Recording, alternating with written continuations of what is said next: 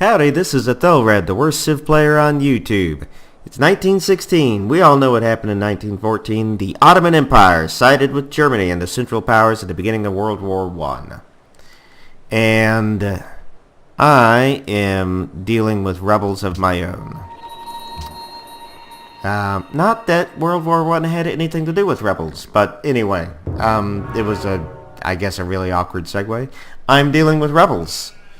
And at least people are happy again. I should limit growth, do some kind of one-child policy or something, or else I'm going to end up in unhappiness. Yeah, so let's limit growth again. And there's that. Looks like my worker was not killed off, as I was afraid they would be. And all in all, I haven't done a terrible amount of damage. I mean, a couple of farms. It could be worse. They could have taken out my gold mine. Alright. Kremlin is, yep, that's Gatling gun. They can fortify there. And 3 turns until my anti-aircraft guns.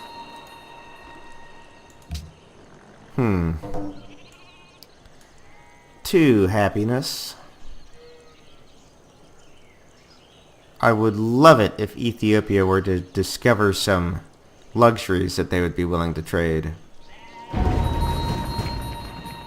You know, I would really like to connect dyes.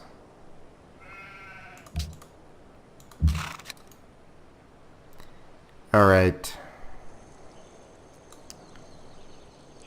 There is a quest, right, that I could do for one of these guys? Guess not. I thought there was right here, establish a trade route to Kohikia. And they are not far away. So, as soon as Babylon's done with this research lab, I'm going to have them build a cargo ship and then a factory. And yeah.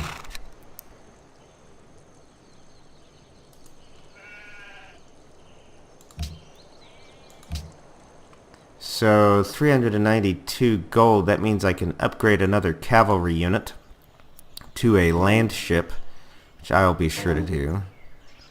Attila has declared war on Napoleon. Well, so long as everyone's still fighting one another, I suppose that's dandy. 1918. So in 1917, the British invaded Mesopotamia. As a result of World War I, and Britain was fighting in the trenches in Europe, they did, however, really manage to go on the warpath in other parts of the world. We think of World War I and we think of the trench wars in Europe. But in other parts of the world, Great Britain gained ground. They lost ground some places, but in Mesopotamia, the British came in a big way. And they, with support of Iran, they managed to drive the Ottomans out. So, turning ancient enemies against one another.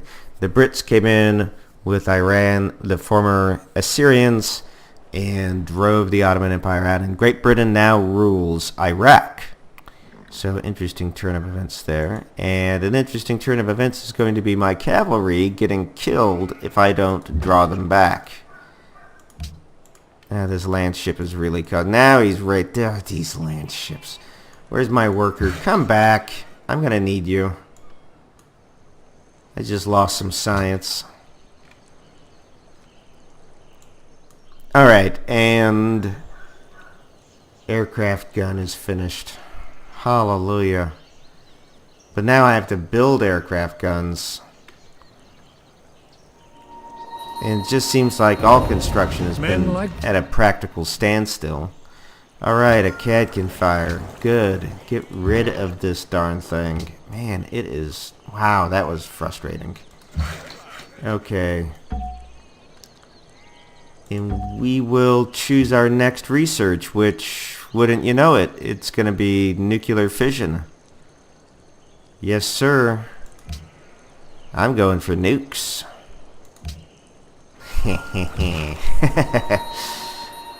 Alrighty then. I don't think I need to worry about Persia anymore. I think I've got them settled. I think I can just forget about them now. Yeah, that's a good feeling. After that massive army of musketmen, I think I can forget about them now. Alright, assigning delegates to what? Oh, world ideology. You got me, dude. I'll support that. And that guy, that Gatling gun will stay in Babylon. One happiness with a stadium 10 turns away. Jeez. And what can I trade? I'm likely not going to be able to trade anything. In fact, I'm probably going to be spending a lot of money here in the near future on city-state bribes. I wish there was some way I could get anti-aircraft guns right now. Like right this very instant. How much are they? A lot. A lot more than I plan on being able to scrape together for the time being. I'm no longer friends with France, am I? Oh, I am still friends with them. How much longer? A declaration of friendship, 13 turns. This whole game, it seems like, requires more patience out of me than I should be required to put into it. Montezuma makes peace. Fine.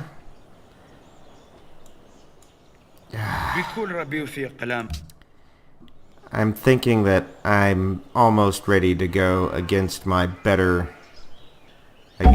senses and declare I'm in the atomic era. Spy has been recruited. Embargo of France failed. World ideology failed. And I will send this new spy to Persepolis. Right. So I could actually reassign one of my spies to Vilnius. I suspect I've got a pretty nice spy. Yeah, this guy. Let's move him to Vilnius and see if we can start getting some free influence there. There we go. Which means that I need to rearrange now. This fellow who's traveling to Persepolis, I need to bring him to Babylon. Alright. So maybe they'll be able to more easily steal technology from me, but at the same time, I may be able to protect my source of happiness in oil a little bit more. Right after this research lab, I'm going to build one anti-aircraft gun, and then it will be on. Is there some way I can move people onto a factory and get things done a little faster? I mean, faster at all? No. Neither one of those really improved the speed.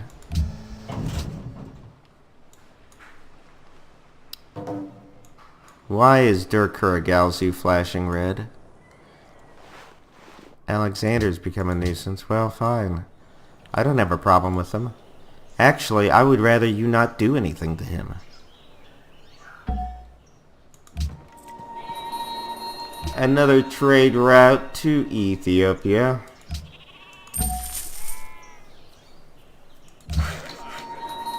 And with that rebuilt, I can go ahead and put him back on auto build.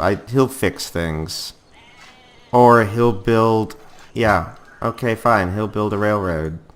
I don't even care. I feel like time is just dawdling. I've been feeling that way for a while now. I'm no longer friends with Prague. Oh, so yeah, that was this guy. He was giving me oil. I don't need the oil, but I do need the unique resource he was giving me. Because now I'm back in negative happiness.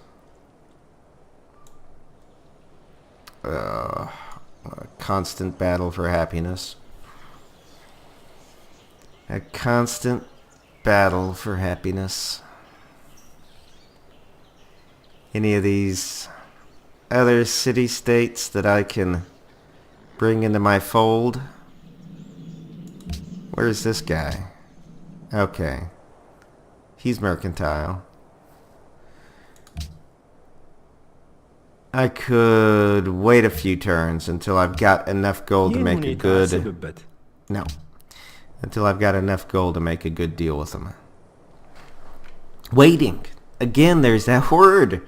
Waiting, waiting, waiting. Do we have any strategic resources we can sell to somebody? Maybe Greece would like iron. Just something to pass the time. Greece, you want my iron. I know you do. How much iron do I have? I'll offer you all of it. What are you willing to give me for that? You're a joke. That's ridiculous. And I've got gold, which I can trade with Ethiopia. I could try to trade gold with Attila. This probably is not going to happen. Oh, look at this. And again, he wants my incense. 22 gold per turn. Amazing. No way. 7. You know, you've got dyes. I would really like dyes. And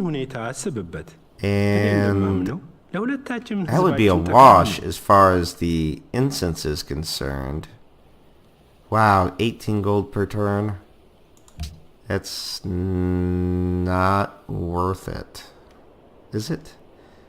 Because I'm thinking that will get me a bunch of happiness with Vilnius.